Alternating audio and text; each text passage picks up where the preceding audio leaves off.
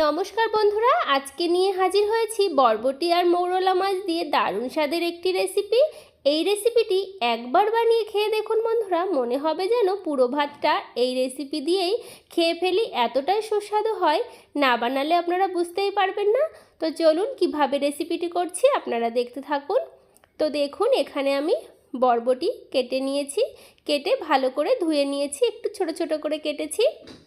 সাথে এখানে একটা পেঁয়াজ কুচি করে নিয়েছি।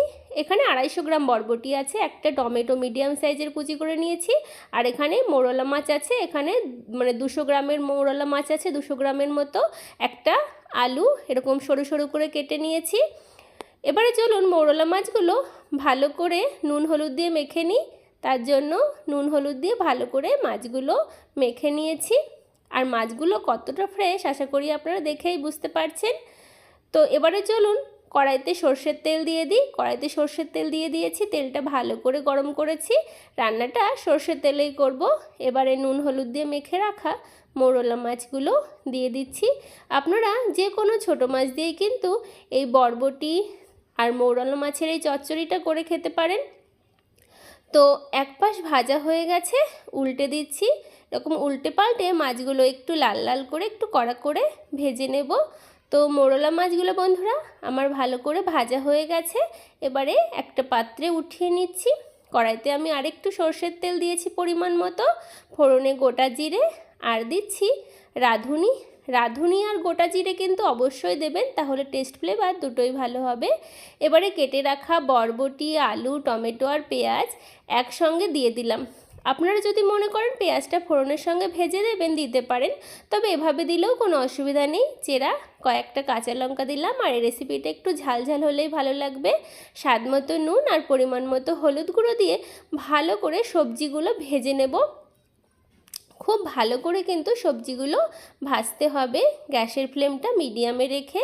তো বন্ধুরা, আমার এই রেসিপিটি যদি ভালো লাগে তাহলে অবশ্যই লাইক, শেয়ার, কমেন্ট, সাবস্ক্রাইব করে পাশের বেল আইকনটা প্রেস করার অনুরোধ রইল আপনাদের। তো দেখুন ভালো করে ভেজে নিয়েছি বরবটি, আলু সব কিছু একসঙ্গে।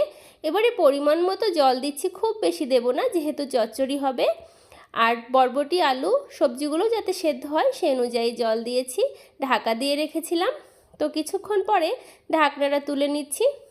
তো সবজিগুলো কিন্তু ভালো মতো সেদ্ধ হয়ে গেছে আর জলটাও কিন্তু অনেকটা কমে এসেছে। তো দেখুন সবজিগুলো একদম পারফেক্ট সেদ্ধ হয়েছে। তবে এতটা জল কিন্তু থাকবে না, একটু মাখো মাখো হবে রেসিপিটা। টান টান করে রান্না করলেই ভালো লাগবে। ভেজে রাখা মৌরলা মাছগুলো দিয়ে দিলাম, দিয়ে ভালো করে হালকা হাতে একটু মিশিয়ে নিচ্ছি। যারা এখনও এই রেসিপিটা ট্রাই করেননি আপনাদের ট্রাই করার অনুরোধ রইল বন্ধুরা। আর কেমন লাগলো কমেন্ট বক্সে কিন্তু জানাতে ভুলবেন না। আপনাদের একটা কমেন্ট আমার একটা ভিডিও বানাতে কিন্তু অনেকটা উৎসাহ যোগায়। আর অনেক বন্ধুরা আছেন যারা ভিডিও দেখছেন কিন্তু ফুল না দেখেই চলে যাচ্ছেন। যদি তারা দেখতে না চান, না দেখবেন, তাতে কোনো অসুবিধা নেই। তো দেখুন রান্নাটা কিন্তু একদম কমপ্লিট, টান টান করে নামিয়ে নিয়েছি। কত চটজলদি, কত সুস্বাদু রান্না হয়ে গেল। আপনারা বাড়িতে কিন্তু অবশ্যই ট্রাই করবেন। তো দেখুন কতটা সুন্দর হয়েছে। গরম গরম ভাতের সঙ্গে এরকম একটা রেসিপি থাকলে আর কিচ্ছু চাই না বন্ধুরা। আপনারা সকলে ভালো থাকবেন, সুস্থ থাকবেন। দেখা হবে অন্য ভিডিওতে। ধন্যবাদ।